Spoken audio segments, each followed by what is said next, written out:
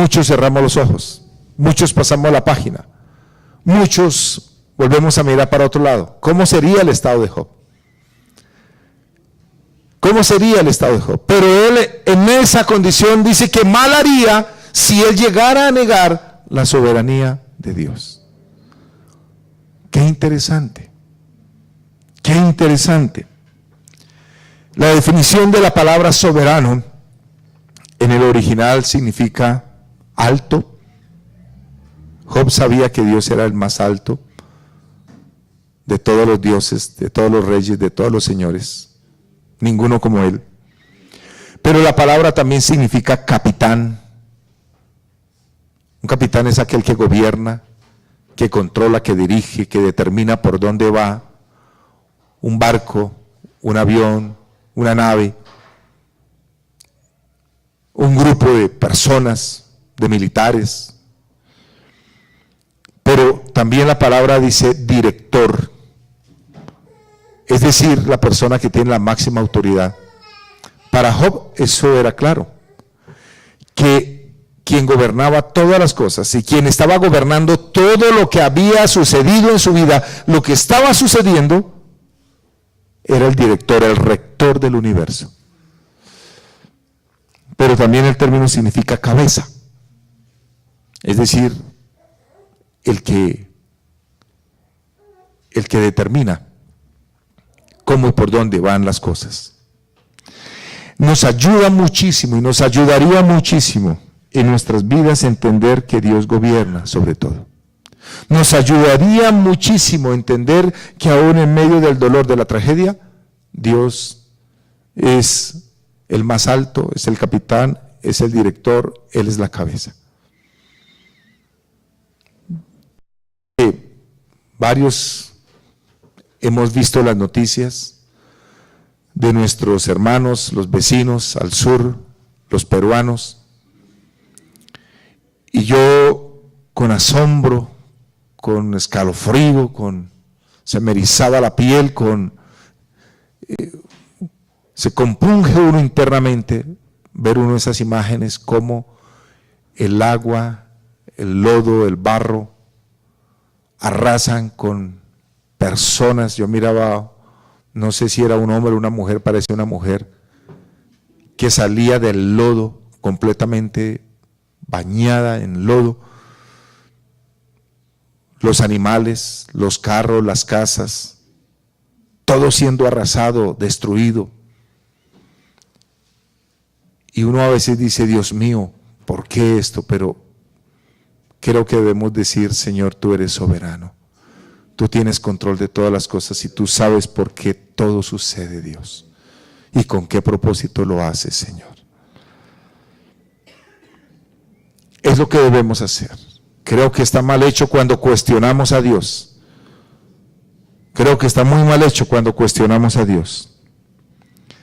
Entendamos que son planes de Dios, son propósitos de Dios. El primer versículo que leímos de Isaías dice que Dios crea la adversidad, Dios crea el problema.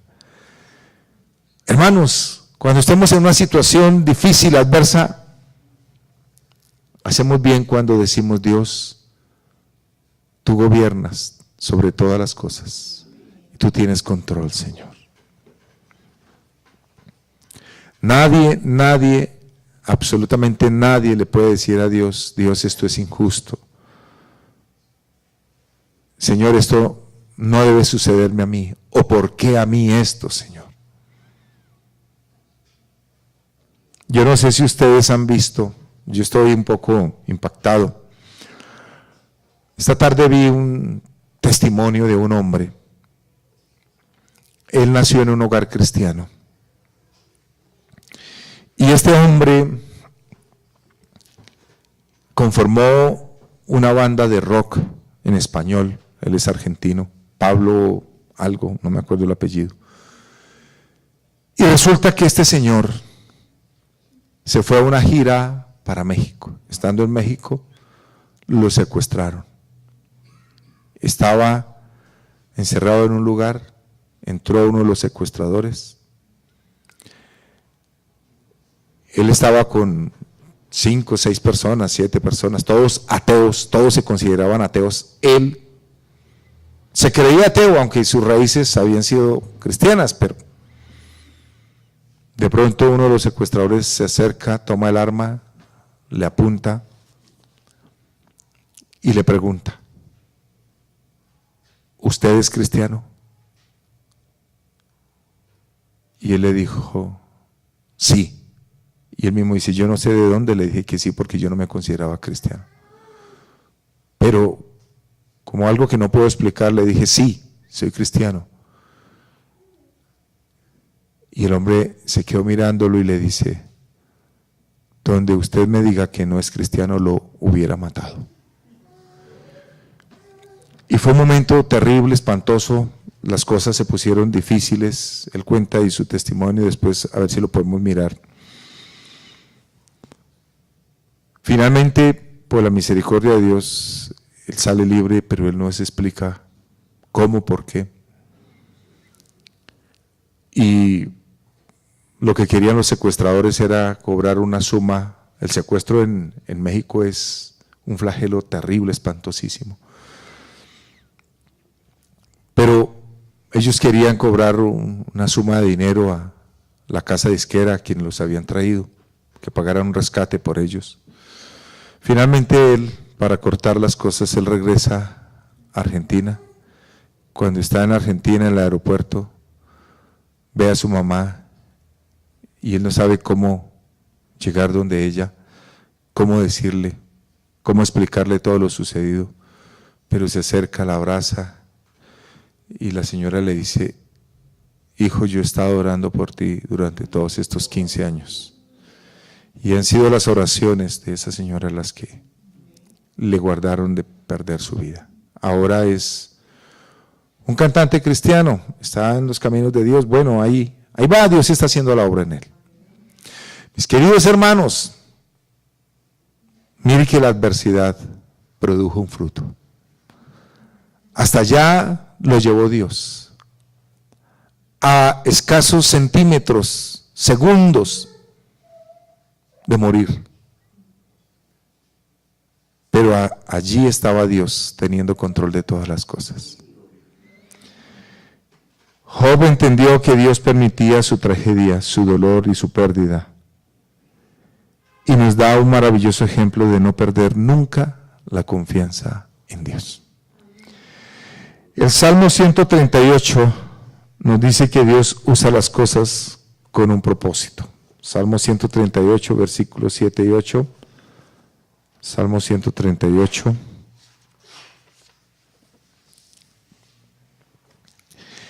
Yo nunca había entendido este salmo hasta esta tarde realmente. Bueno, un poquito estos dos versículos, los últimos dos versículos del Salmo 138. Si anduvieres yo en medio de la angustia, tú me vivificarás. Contra la ira de mis enemigos extenderás tu mano y me salvará tu diestra. Jehová cumplirá su propósito en mí. Tu misericordia, Jehová, es para siempre. No desampares la obra de tus manos. Esto lo dijo, lo recitó, lo cantó David. David estaba en una situación difícil, apremiante. Él estaba en angustia, pero él sabía que en la angustia estaba siendo vivificado. En la angustia, en la prueba, en el dolor, Dios estaba fortaleciendo su fe, su confianza en Dios. Entonces, hermanos, Dios usa todas las cosas con un propósito. Dios tiene propósitos. Yo creo que viene bien enfocarnos nosotros en decir: Dios, ¿cuál es tu propósito al permitir esto? ¿Cuál es tu propósito?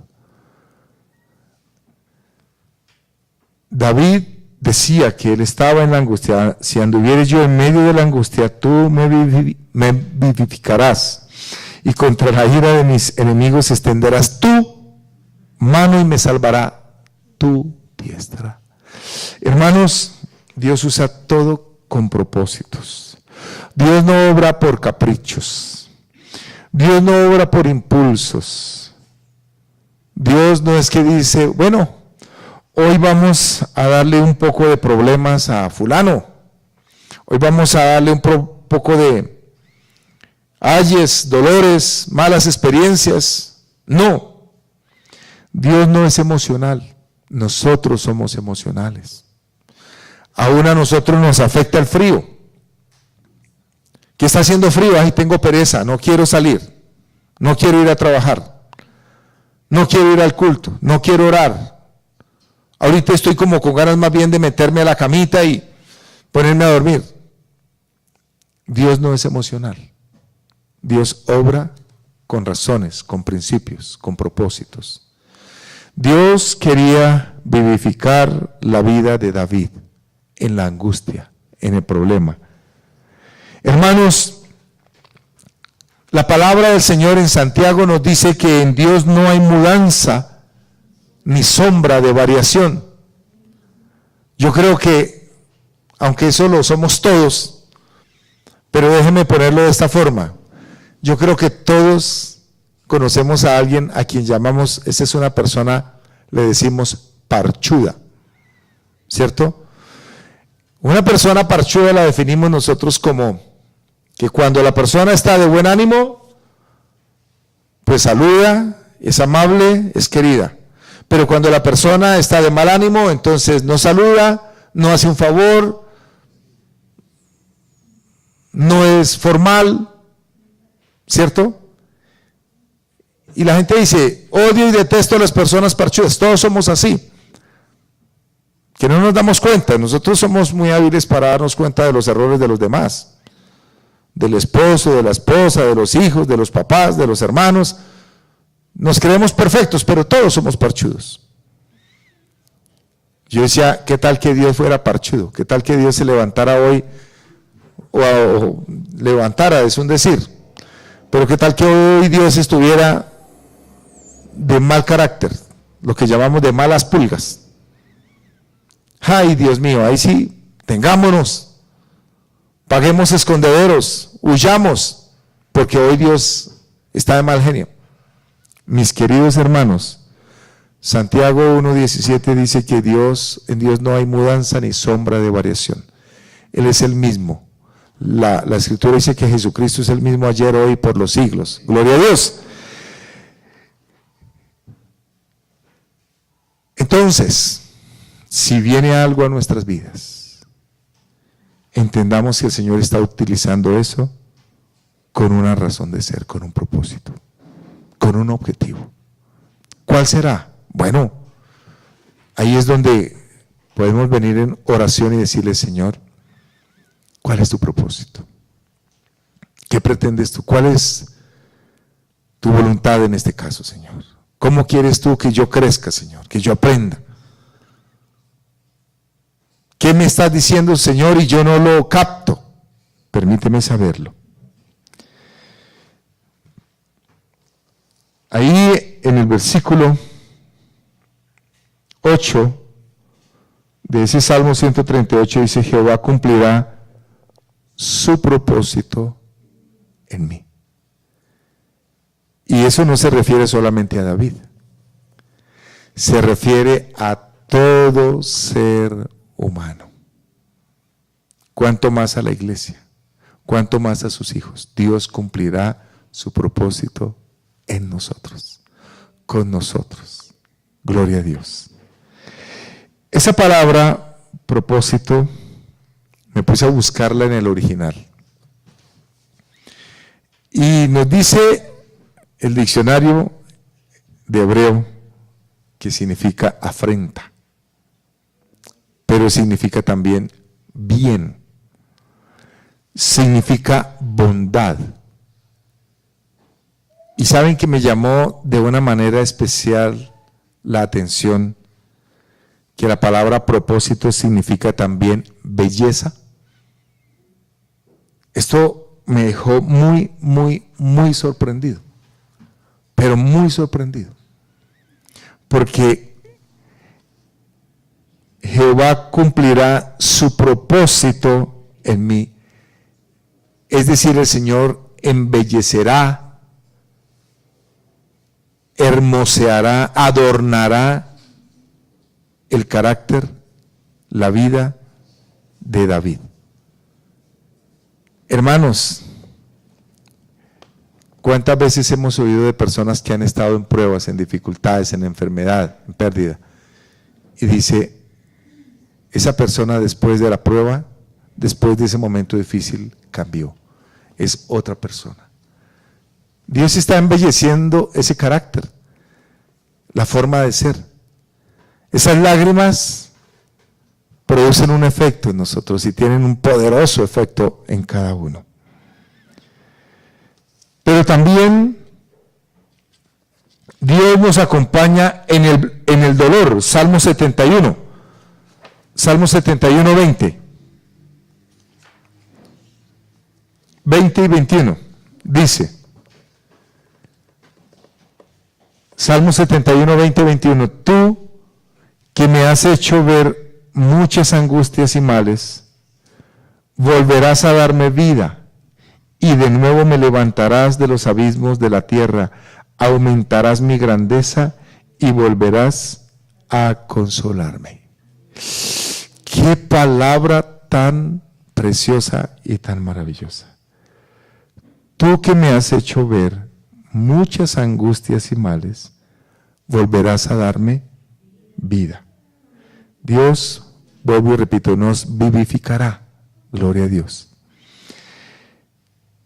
Volverás a darme vida y de nuevo me levantarás de los abismos de la tierra. Hermano y hermana, si usted está en una situación difícil y adversa, confíe en Dios. Crea que Dios va a hacer algo especial y algo maravilloso en su vida.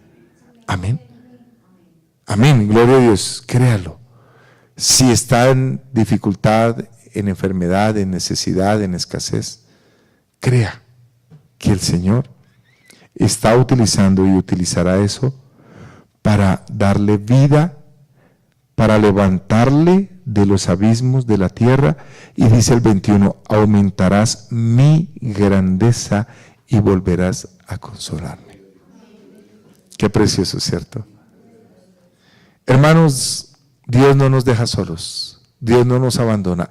En el momento del dolor, de la tragedia, de la pérdida, de la escasez, de la enfermedad, allí está Dios con nosotros. ¿Usted lo cree? Aunque ande en valle de sombra de muerte, no temeré mal alguno, porque tú estarás conmigo. Tu vara y tu cayado me infundirán aliento. Dios está con nosotros. Tómese de la mano del Señor, no se vaya a soltar para nada. Siga tomado, siga tomada de la mano de Dios, que Dios tiene propósitos.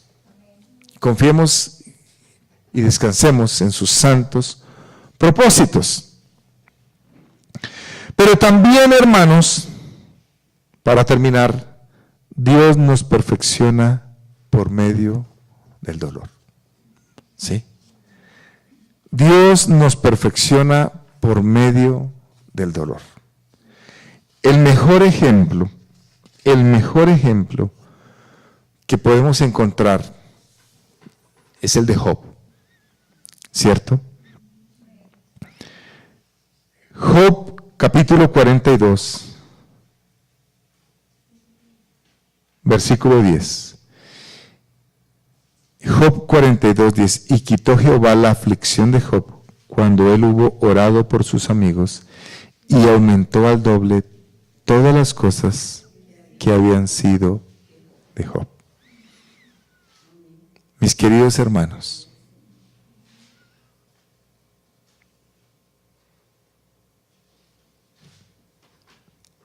mientras oraba antes de empezar la reunión, se me ocurrió una frase: ninguna lágrima que se derrame en su presencia cae en tierra estéril. Job lloró, Job se entristeció, se lamentó, pero esas lágrimas estaban perfeccionando a Job. Esas lágrimas, ese dolor, esa tragedia, esa pérdida. Las lágrimas nos perfeccionan, hermanos. El dolor, la tristeza, el gemido nos perfecciona. Y Dios sabe cuánto tiempo lo dejará, cuánto tiempo lo permitirá. Que esas lágrimas caigan en una tierra fértil, donde pueda dar fruto. Hermanos, no nos gusta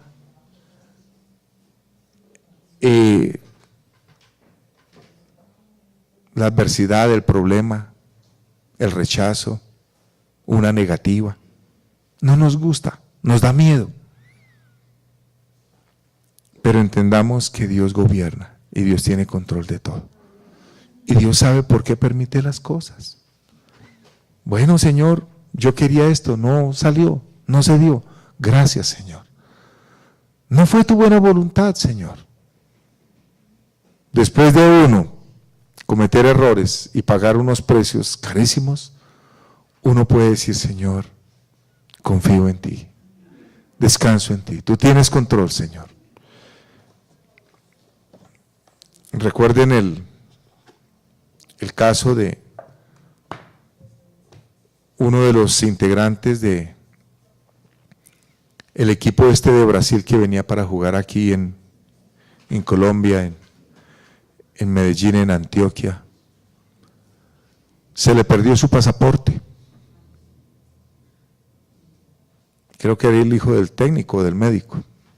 Se le perdió el pasaporte y él quería venir. Y yo me puedo imaginar esos momentos previos, el papá, la mamá, los demás regañándolo, pero usted como es de descuidado, pero usted no sabe dónde deja las cosas, y él con ese deseo de venir, de estar, y después de esa tragedia, saber que si no se le hubiera perdido el pasaporte también habría muerto. Hermanos, Dios tiene control sobre todo. Dios permite cosas para enseñarnos, para perfeccionarnos, para mostrarnos su fidelidad, su amor, su poder, su gloria. Entonces, aún en la angustia, en el dolor, en la tragedia, allí está Dios con nosotros. Pónganse de pie y vamos a orar y terminamos.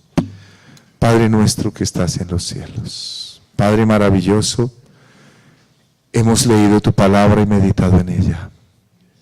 Y tu palabra preciosa y poderosa nos enseña que tú eres soberano, que tú creas la adversidad, que tú creas el dolor, el problema, el peligro, la escasez, la dificultad, tú lo creas todo, Señor. Padre precioso, Padre hermoso,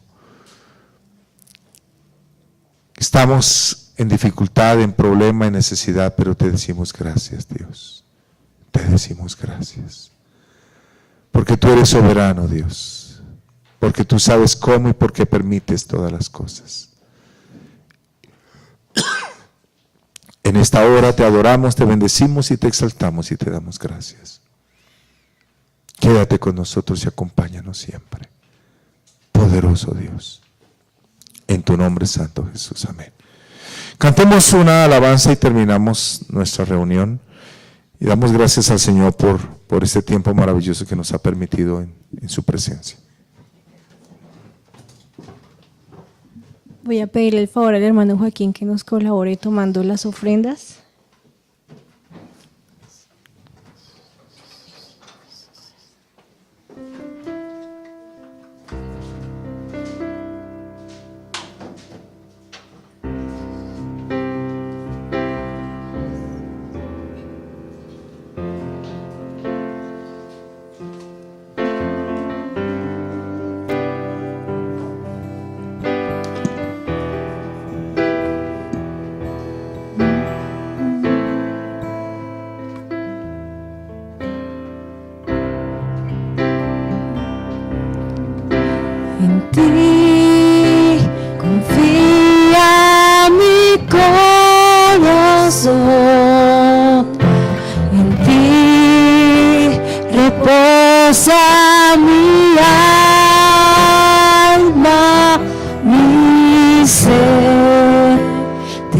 descansa en ti, puedo ser feliz.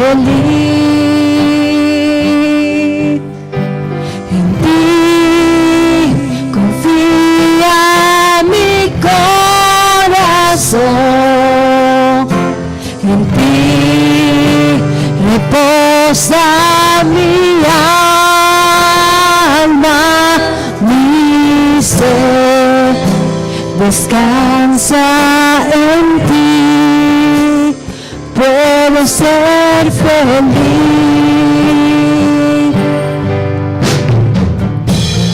porque sé que estás obrando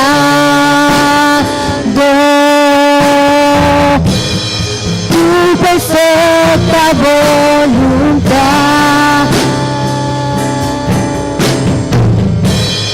En mi vida estás obrando tu perfecta voluntad.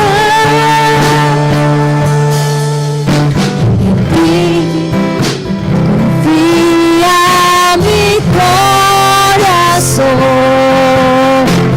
en ti reposa mi alma, mi ser descansa en ti, puedo ser feliz. En ti confía mi corazón, en ti reposa mi alma, mi ser descansa en ti, puedo ser feliz.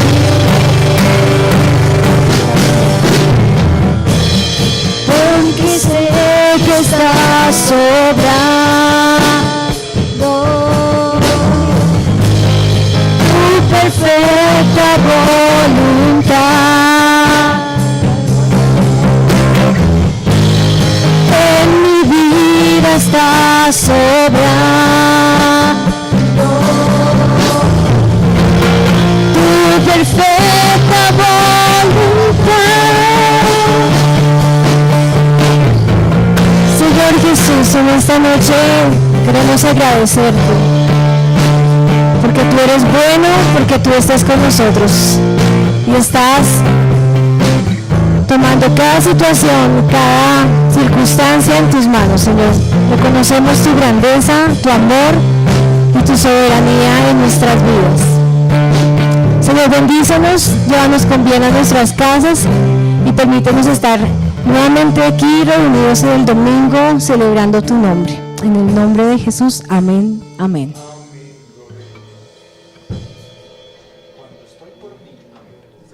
Dios les bendiga, hermanos.